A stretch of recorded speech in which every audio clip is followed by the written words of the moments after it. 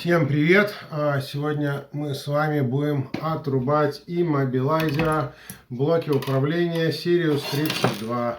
Вот такой вот блок, крышечку я уже открыл. В интернете завалена куча прошивок, которые безымовые типа, но это чем-то сродни отключением простым в ровере. Эти прошивки, которые лежат в интернете. То есть чем это чревато?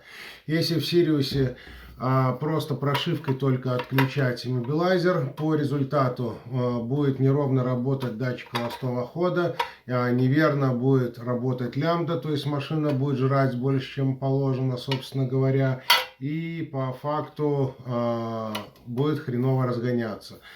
По-простому говоря, если хотите халявы и вам, извините за выражение, посрать на клиента, делайте только прошивкой. Мы же сторонники делать работу качественно. Кстати, вот у нас стопка блоков какая от вас пришла. Поэтому, в общем-то, будем ставить эмулятор и изменять прошивку правильно. Нам не посрать на наших клиентов.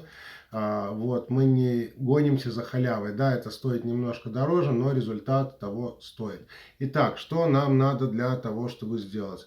Разбираем блок, раскручиваем. Выпаиваем микросхемку, вот эту флеша тут стояла. Значит, как ее выпаивать, уже было видео у нас на канале немножко ранее. Из этого блока именно я ее и выпаивал. Второй раз показывать не буду, можете посмотреть по тому видео, значит, у нас на канале, как выпаивать флешку с этих блоков. Дальше, значит, продолжаем развивать ситуацию. Вот наша флеш память, микросхемка. В первую очередь ее необходимо подготовить.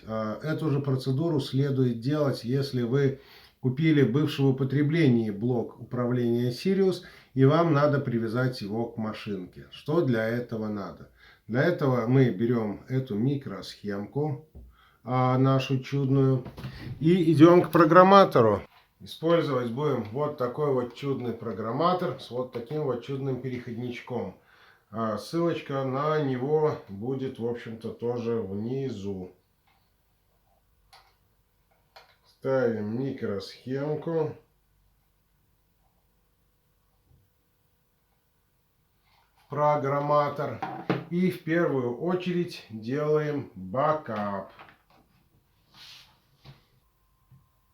Находим от адреса 4000 до адреса 7FFF такую строчку, как 64C7 либо 54D7. И после этого, значит, исправляем, значит, эти 2 байта, вот, которые я назвал, и 2 байта немного ранее на FFFF.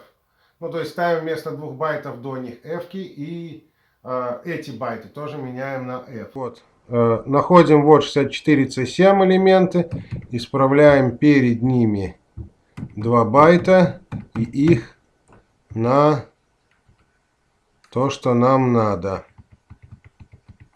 Вот так дальше правим, исправляем, исправляем.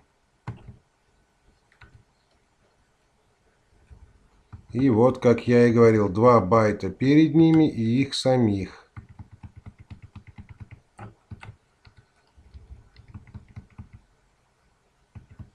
До адреса 7FFFF. Пока еще попадаем.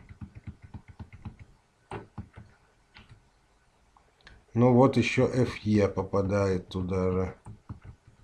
Все, дальше мы уже не трогаем. То, что уже 11.00 там и так далее, это нам не надо.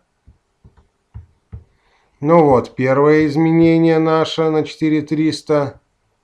Следующее отличие тоже вот. Следующее тоже вот.